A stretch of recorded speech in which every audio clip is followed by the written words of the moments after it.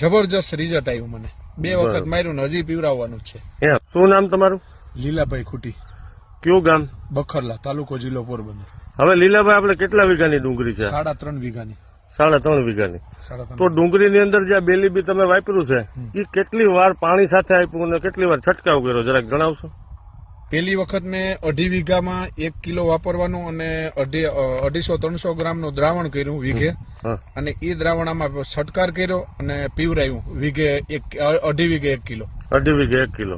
એટલે ટૂંકમાં કેટલા રાઉન્ડ કર્યા એના? 2 રાઉન્ડ પીવરાવવાના અને 2 રાઉન્ડ છાંટવાના. બરોબર છે. તો એનાથી શું ફાયદો થયો? ફાયદો તો જબરજસ્ત ફાયદો થયો. આ મૂળિયાનો એકદમ વિકાસ થયો, કાંદામાં સુધારો આવ્યો અને બહુ સારું રિઝલ્ટ છે, એકદમ સરસ રિઝલ્ટ. હા, વાયપરા પેલા કેવું હતું સ્થિતિ?